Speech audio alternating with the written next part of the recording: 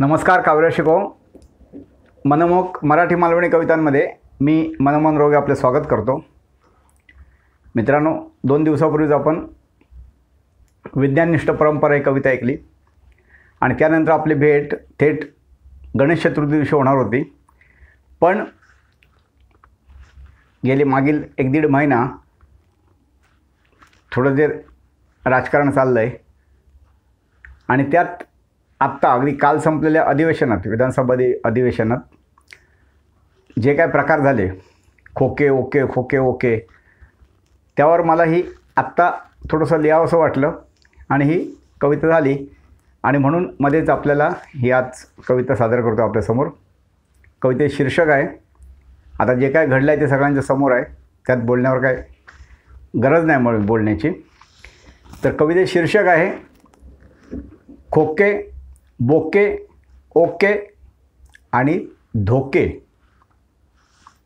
खोके बोके ओके आणि धोके।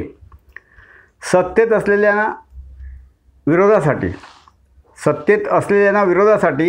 कधी विरोधकांना सत्तेसाठी, सत्तेत असलेल्या विरोधासाठी कधी विरोधकांना सत्तेसाठी देतात घेतात म्हणे 5-50 खोके, देतात घेतात म्हणे 5-50 खोके।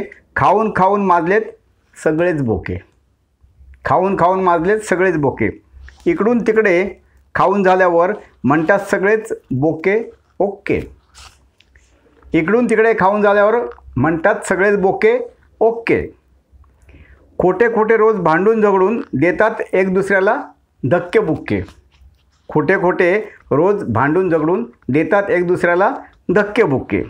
सत्तेत असो नाहीतर विरोधात, सत्तेत असो नाहीतर विरोधात नेते नेहमीच असतात मालामाल, सत्तेत असो नाहीतर विरोधात नेते नेहमीच असतात मालामाल। मतदार जगतो रोज टाचा घासत, मतदार जगतो रोज टाचा घासत।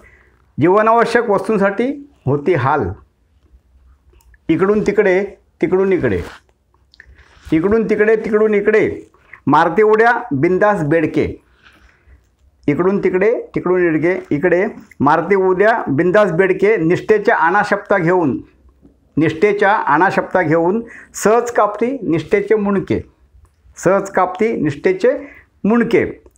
लोकात मिसळून भाषणे ठोकती, लोकात मिसळून भाषणे ठोकती देती एकावर एक धक्के, लोकात मिसळून भाषणे ठोकती देती एकावर एक धक्के।